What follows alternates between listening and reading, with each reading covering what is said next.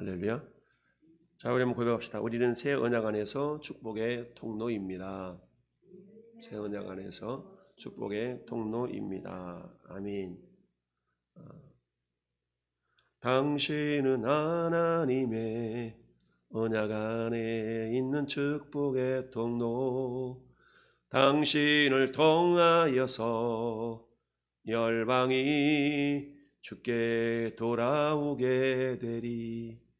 당신은 하나님의 언약 안에 있는 축복의 통로, 당신을 통하여서 열방이 주께 예배하게 되리. 아멘. 이런 찬양이 있죠. 당신은 언약 안에 있는 축복의 통로다. 언약 안에 있는 축복의 통로. 통로라는 것은 뭔가를 흘려보내는 그런 디딤돌, 징검다리 역할을 하는 것을 우리가 통로다라고 말할 수가 있죠. 오늘 하나님께서 아브라함을 불러내셔서 아브라함을 어떻게 축복의 통로로 쓰시는가에 대해서 우리가 계속 묵상하고 있는데요.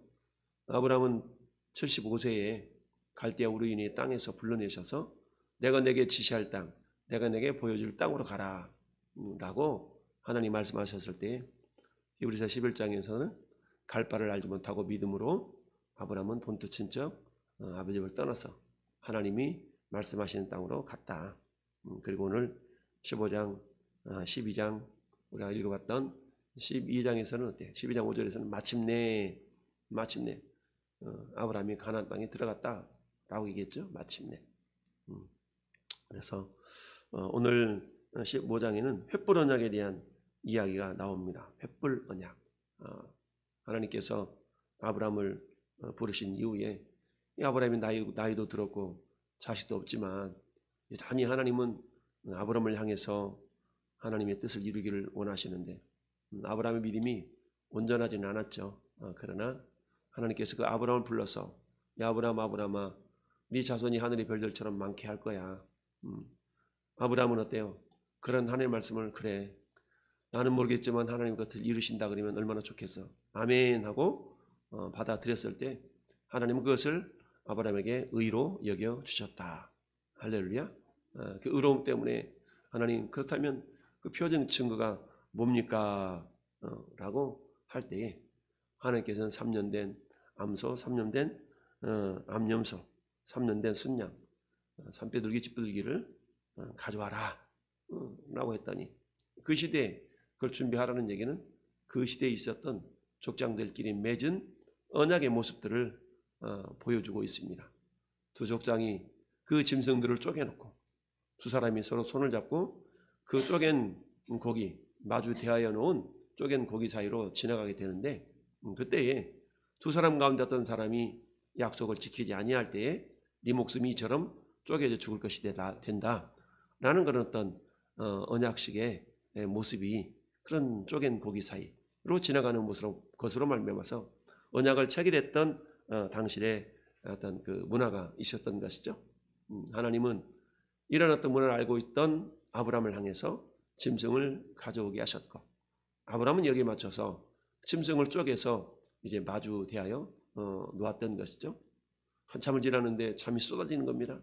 잠이 쏟아지는데 어때요? 12절에 해질 때에 아브라함에게 깊은 잠이 임하고 큰 흑암과 두려움이 그에게 임했다. 그러고 있는데 하나님이 말씀하시기를 너는 반드시 알아라. 반드시 알아라. 꼭 알아라. 반드시 알아라. 내 자손이 이방에서 객이되어 그들을 섬기겠고 그들은 400년 동안 내 자손을 괴롭히리라. 400년 동안 저 애굽 땅에서 종살이 할 것에 대한 예언의 말씀이죠. 애굽 땅에서 정확히 말하면 430년을 거주하게 되죠. 물론 430년 내내 종살이했던 건 아닙니다. 요셉이 그 시대에 총리로 있었을 때는 그 아브라함의 자손들이 굉장히 편안하게 어찌 보면 살 수가 있었죠. 그러나 요셉을 알던 그런 어떤 애굽 사람들이 다 죽고 이스라엘 백성들이 그야말로 번성하게 되니까 야 우리가 이렇게 하면 안 되겠다 라고 하면서부터 이제 애굽을 애굽 사람들이 요셉을 알던 그런 왕들이 다 죽고 난 이후에 그때부터 이스라엘 백성들이 고난을 당하게 되지요. 그 기간을 전체 합쳐서 400년이다라고 표현하고 있습니다. 그러면서 그들이 섬기는 나라를 내가 징벌할지며 그 후에 내 자손이 큰 재물을 이끌고 나오리라. 큰 재물을 이끌고 나온다. 결국 이 말씀이 출애굽기 12장에 가면 성취가 되어져 이스라엘 백성들이 애굽 땅에서 애굽 사람들을 향해서 야 은폐물 금폐물 내놔. 그랬더니 말하는 대로 다 그들이 은폐물 금폐물을 다 내어주게 되며 그리고는 어때요? 그 귀한 재물들로 인해서 결국 광야에 나와서 성막을 짓는 재료가 되죠.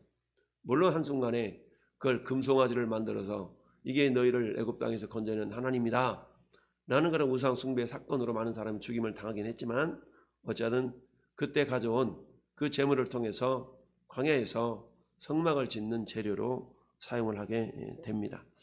자, 그러면서 너는 장수하다가 평안히 조상에게로 돌아가 장사될 것이요 내 자손은 4대 만에 이 땅으로 돌아오리라. 약 400년 동안의 세월을 4대로 표현을 하고 있는 거예요. 이는 아모리 족속의 죄악이 아직 가득 차지 아니함이라 하시더니 우리는 현재를 살아가고 있지만 우리 하나님은 과거와 현재와 미래에 계속 거주하시고 통치하시고 다스리시는 분이시죠.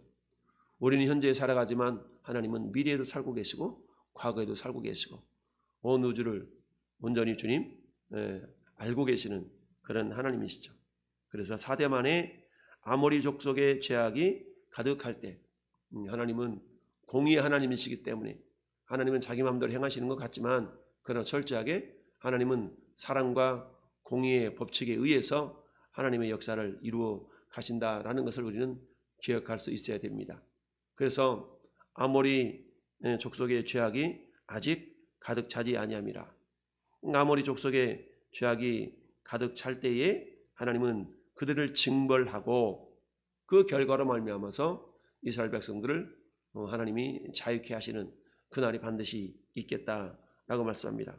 왜 하나님은 400년 동안 이스라엘 백성들 즉 아브라함의 자손이 괴롭힘을 당하도록 하나님이 허락하실까? 이건 우리가 알 수는 없죠. 우리가 그 정확한 원인을 알 수가 없지만 어쩌면 하나님의 어떤 섭리는 아모리 족속이 400여 년 동안 이스라엘을 괴롭게 하도록 허락하시고 그 괴로움의 원인을 하나님 죄다라고 말씀하고 있고 그들의 죄악이 가득 찰 때에 하나님의 심판이 임하여서 아모리 족속들은 심판을 당하고 그 심판 가운데서 하나님은 이스라엘 자손을 구원해 내신다. 그러면 이 400여 년이란 세월은 어떤 세월일까? 물론 이 세월 기간 동안에 그래도 죄 조금만 더 줘봐. 죄 조금만 더 줘봐. 이런 하나님은 아니시죠. 하나님이 기다리신다는 얘기는 다른 말 말하면 하나님은 회개할 기회를 주신다라는 의미가 담겨져 있습니다. 그래서 정말 셈과 함과 야벳, 노아의 자손을 통해서 하나님은 경건한 자손을 얻기를 원하셨지만 그러나 아담에 의해서 유전되어진 그런 어떤 죄의 모습들은 아무리 하나님이 노아를 통해서 경건한 자손을 얻고자 했다 할지라도 여전히 그 죄성은 그야말로 유전되어질 수밖에 없는 그런 연약함이 죄에 대한 결과였던 것이죠. 그래서 그 죄로 말미암아서 아모리 족속의 그 죄악이 가득 찰 때 죄의 삭선 사망이라 라고 말씀하시는 로마서의 말씀처럼 결국 죄의 대가를 하나님이 심판하시면서 결국 이스라엘에게는 자유가 임하게 되어지고 아모리 족속에게는 심판이 임하게 되는 그런 것을 보게 됩니다. 그러나 400여 년 동안 하나님은 여전히 기다리시면서 정말 그들이 회개하고 거룩한 백성이 되기를 원하셨다. 하나님은 디모데전서 2장 4절 말씀에 뭐라고 기록하고 있습니까? 하나님 모든 사람이 구원을 받으며 진리를 아는데 이르기를 원하신다 라고 말씀을 하고 있습니다. 모든 사람이 구원을 받으면 그러면 이 모든 사람 속에 아모리 족속도 포함이 되겠죠. 오늘날 우리가 야 너 그래가지고 어떻게 그렇게 그 인생 그렇게 살아가냐? 라고 그야말로 우리가 이해할 수 없는 그런 어떤 참혹한, 어찌 보면 굉장히 악한 그런 삶을 살아가는 사람이라 할지라도 하나님의 눈에는 그 영혼도 구원받아야 될 영혼임에는 틀림이 없다. 할렐루야. 그래서 어때요? 그 죄인에 대한 심판이, 징벌이 즉각적으로 이루어지지 아니하므로 그들이 죄를 짓기에 담대하다라는 전도서 8장의 말씀도 있지만, 여전히 하나님은 즉각적으로 심판하지 않는 까닭은 그들로 하여금 회개하기를 원하시기 때문에 그렇다. 또한 하나님은 인간을 지으실 때에 그야말로 로봇으로 짓지 아니하시고 인격이 있는 존재로 지으셨다. 그 인격이라는 것은 뭡니까? 자유의지가 있다는 얘기죠. 자유의지, 지정의가 있어서 그야말로 하나님이 어떤 존재인가를 지식적으로 깨닫고 그런 하나님의 마음을 품고, 그래 내가 이렇게 살면 안 되지, 나는 그걸 깨닫고 돌이키도록 하시기 위한, 그게 인격이죠. 그 인격을 하나님께서 인간에게 주셨음에도 불구하고 인간은 교만함 때문에 그런 하나님의 마음을 왜곡하고 그 하나님의 마음에 대해서 여전히 거스르는 그런 행동을 하게 됩니다. 그 결과로 아모리 족속이 결국 멸망을 당하고 이스라엘 백성들은 구원을 받는다라는 것이 하나님의 계획인데, 자, 쪼갠 고기 사이로 이제 솔기가 날아들 때는 쫓으면서 깊은 잠에 빠지려고 할 때에 하나님께서 17절 말씀에 해가 져서 어두울 때에 연기나는 화로가 보이며 타는 횃불이 쪼갠 고기 사이로 지나더라. 쪼갠 고기 사이로 지났어. 야, 언약의 당사자가 하나님과 아브라함인데 그 언약을 이행하기 위해서는 똑같이 손을 마주잡고 지나갔던 두 지파 간의 그 약속인 것처럼 아브라함도 지나가야 될 터인데 아브라함은 지나가지 아니하고 타는 횃불의 형상으로 하나님만 지나갔다. 이것은 뭐겠습니까? 그래, 너 지켜봐. 이 언약은 내가 이룰 거야. 내가 이 언약을 지키지 않는다면 마치 쪼개진 짐승처럼 내가 죽임을 당할 거야 라는 의미가 담겨져 있죠. 그것은 역설적으로 말하면 뭐예요? 13절 말씀처럼 반드시 내가 이 언약을 지킨다라는 의미가 담겨져 있는 것입니다. 그러면서 그날에 여호와께서 아브라함과 더불어 어땠어요? 언약을 세웠다. 이 언약을 횃불 언약이라고 얘기합니다. 언약을 세워서 이르되 내가 이 땅을 애굽 강에서부터 그 큰 강 유브라데까지 네 자손에게 주겠다. 근데 그 자손이 없다고 그랬죠. 아직은 자손이 없는 상태였다는 얘기입니다. 그러면서 이 가나안 땅을 너와 내 자손에게 주겠다. 그러면서 언약을 맺으시는데, 이 횃불 언약, 그만큼 하나님께서는 타는 횃불의 형상으로 쪼갠 고기 사이로 지나가시면서 내가 이 약속을 이루어갈 거야 라고 얘기를 하고 있습니다. 쪼갠 고기가 쪼개짐으로 말미암아서 하나님의 언약을 확증해 주었던 것처럼, 여러분 오늘 이 시대는 어떻습니까? 예수 그리스도께서 십자가에서 죽으심으로 말미암아서 여기서 죽었던, 죽임을 당한 이 짐승들은 한마디로 말하면 정결한 짐승들이거든요. 정결한 짐승들, 정결한 짐승이 죽어져서 하나님과 아브라함과 사이에 언약, 그 약속을 하나님 반드시 성취시키시겠다라고 말씀하신 것처럼 오늘 이 시대는 어떻습니까? 저나 여러분들은 혈통적인 아브라함의 자손은 아니지만, 그러나 갈라디아서 3장 7절이나 9절에서 미리 믿는 자는 미리 믿는 아브라함과 함께 복을 받는다. 미리 믿는 자는 아브라함의 자손인 줄 알아라 라고 말씀을 하고 계시죠.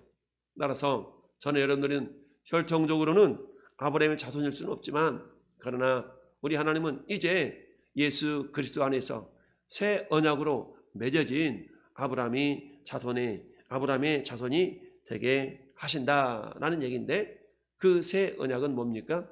흠없는 화목 제물로 이 땅에 오신 예수 그리스도께서 십자가에서 피 흘리시고 몸이 찢기심으로 말미암아 마치 정결한 짐승들을 쪼개어서 마주 대하여 놓고 그 사이로 지나간 것처럼 우리 하나님 아버지께서 흠없는 예수 그리스도를 이 땅에 보내셔서 죽이심으로 말미암아서 그를 믿는 모든 자들을 하나님께서 구원하시는 그런 은혜가 임하게 된 것이죠. 그래서 이제는 어때요? 저와 여러분들은 그 예수 그리스도의 공로로 말미암아서 우리는 하나님의 자녀들이 되어졌고, 하나님께서 디모데전서 2장 4절의 말씀처럼 모든 사람이 구원을 받는 것이 아버지의 뜻임을 알고 저나 여러분들이 그 구원의 통로로 우리 하나님은 쓰임받기를 원하신다. 할렐루야. 따라서 오늘 하루도 하나님 나를 어떻게 사용하기를 원하십니까? 그 목적은 모든 사람이 구원을 받음에 있어서 네가 그 축복의 통로로, 새 언약의 통로로 쓰임받는 자가 되어라 라는 얘기죠.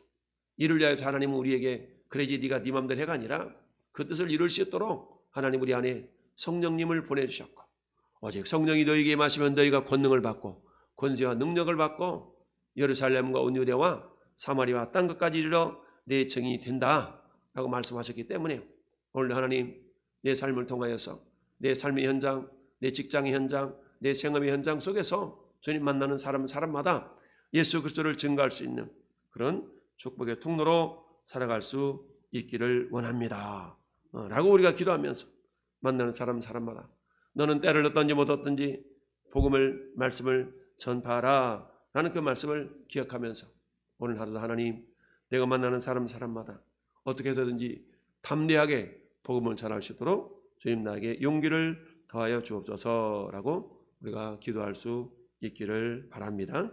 그런 가운데 하나님 앞에 서는 그날에 참 잘했다, 착하고 충성된 종아, 네가 내 말을 겸손히 믿고 순종하였으니 네가 이제는 어때?